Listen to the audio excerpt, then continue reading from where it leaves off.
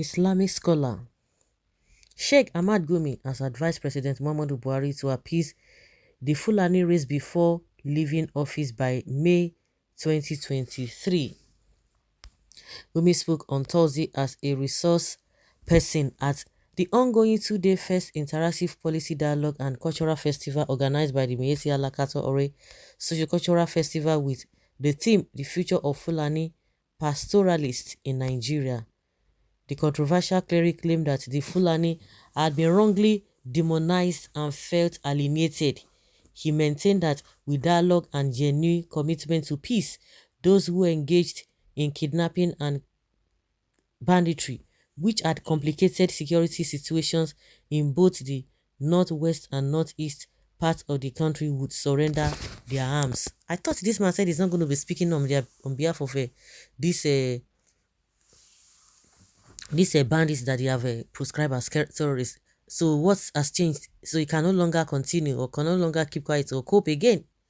The Islamic scholar particularly tasked the Muhammad Buhari administration to create the Ministry of Nomadic Affairs to reduce herders, farmers, clashes, and requested adequate funds in trillions to match the appeasement of Niger Delta militants with the creation of the Ministry of Niger Delta Affairs be done for the bandits that are terrorists. Are you aware that they've been proscribed terrorists? They are terrorist group.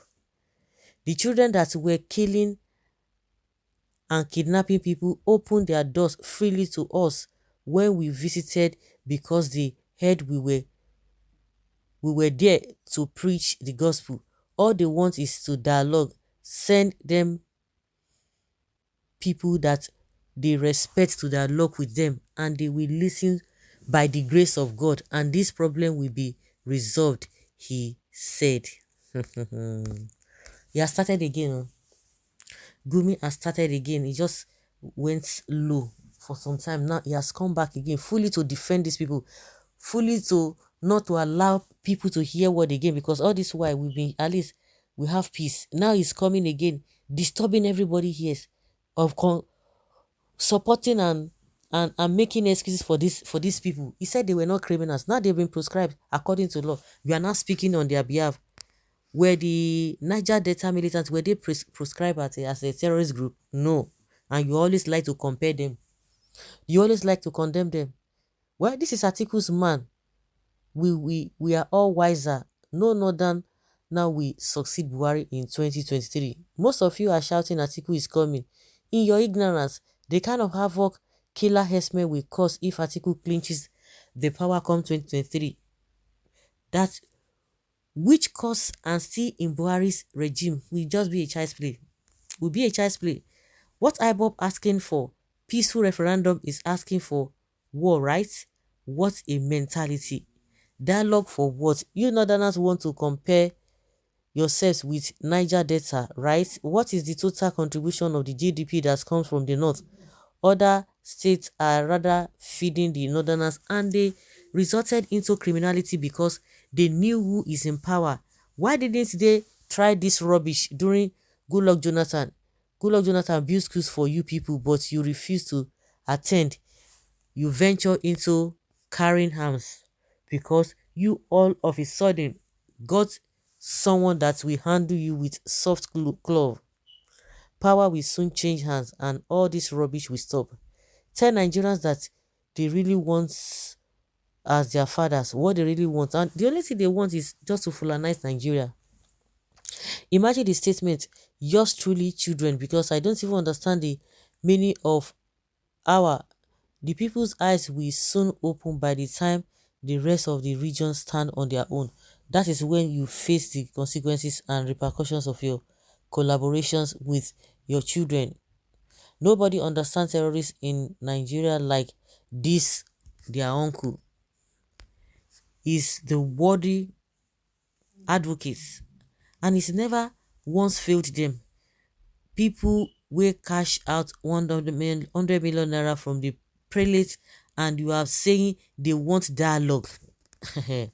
Continue. What an insane statement from an insane contraption called Nigeria. May Nigeria happen to any man or woman born of a man that will rise up against Biafra Biafra exists from this hell hole called Nigeria. No any dialogue, anything. Let them continue the killings and the kidnappings in their region. They want dialogue and have killed such number of innocent people. Which government would dialogue with murderers? This government would have done that if not because of the way people are shouting. They would have done that.